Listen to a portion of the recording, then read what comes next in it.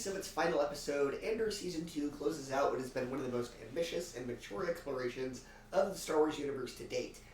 The series dared to trade in lightsabers and the Skywalker saga nostalgia for espionage, bureaucracy, and the personal toll of rebellion. And while this vision is often compelling, Season 2 occasionally loses track of its own narrative priorities.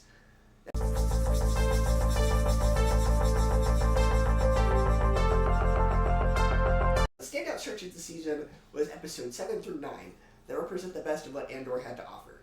This trio of episodes delivered a high-stakes, emotionally rich narrative arc that exemplifies how Star Wars can succeed when it leans into character-driven storytelling. The tension, the sacrifices, and the rebellion's moral ambiguity all felt earned.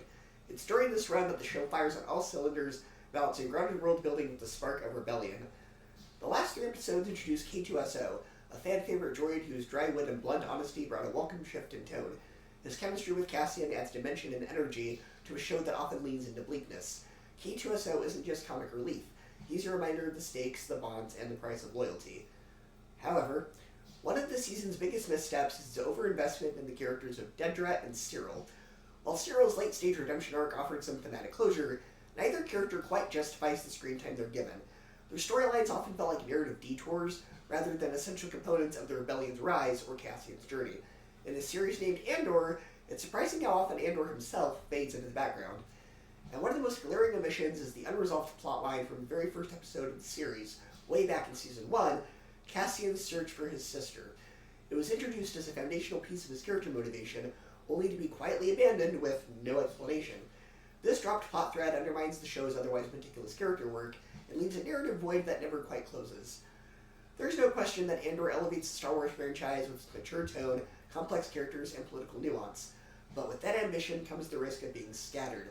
At times, the show's sprawling focus detracts from its momentum.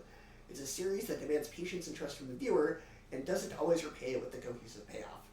Andor Season 2 is a bold, often brilliant entry in the Star Wars canon. It reaches emotional and thematic heights rarely seen in the franchise, particularly in its strongest episodes. But it's also a show that occasionally forgets who it's about and what story it set out to tell.